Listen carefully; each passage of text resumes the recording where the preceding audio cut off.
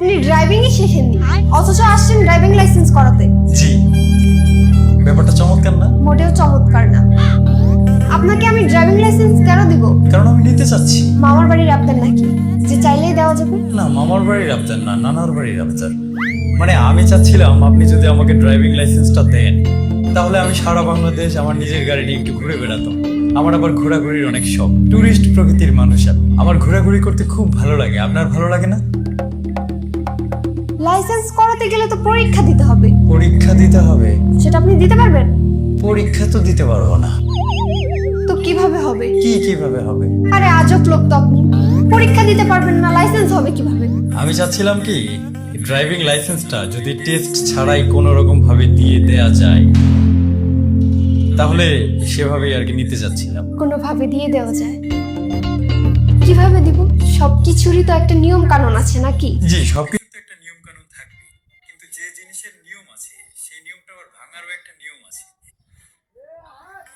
নিয়ম কিন্তু বানানোই হয় নিয়মকে ভাঙার জন্য। যদি কোনো সিস্টেমে একটু ব্যবস্থাটা করে দেওয়া যেত, তাহলে সেই সিস্টেমেই আমি একটু সিস্টেম করতাম আর কি। আপনি কি আমাকে কোনোভাবে ঘুষ দিতে চাচ্ছেন? জি, ঘুষ দিতে চাচ্ছি।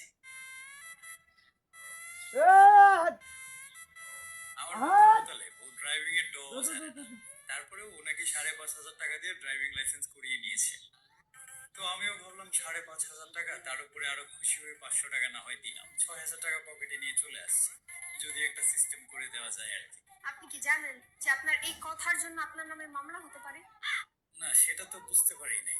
আমি তো জানতাম না যে ড্রাইভিং লাইসেন্স করতে আসলে আমার নামে মামলা হয়ে যাবে। মোতালেবের নামে তো মামলা হয় নাই। দেখলাম দিব্যি গাড়ি নিয়ে ঘুরতেছে। কালকের আগের দিন শুনলাম গাড়ি নাকি কার পেছনে ঠুস করে মেরে দিয়েছে। সে একটা যন্ত্রণা বলে। লোকটা কি বেঁচে আছে না মারা গিয়েছে? গাড়ি ঠিকঠাক আছে, কিন্তু লোকটা বেঁচে আছে না মারা গেছে সেটা আমি জানি না। জানবেন না কেন? আমি জানবো কিভাবে? গাড়িতে তো আমি ছিলাম না, মোতালেব ছিল। একটা লোকের সাথে অ্যাক্সিডেন্ট হলো, সেটা আপনি খবর রাখবেন না? ও লোকটার সাথে লাগিয়ে যাওয়ার পর সেখানে নাকি আর দেরি করেনি, টান দিয়ে চলে এসেছে। ও নিজেই তো লোকটার খবর ঠিক মতো বলতে পারলো না, আমি কিভাবে বলবো বলেন? পরীক্ষা ছাড়া লাইসেন্স নিয়ে এই পরিণতিই হয়। জি, এই পরিণতি তো হয়, কিন্তু তাতে তো আমি কোনো ক্ষতি দেখতেছি না। ক্ষতি নেই?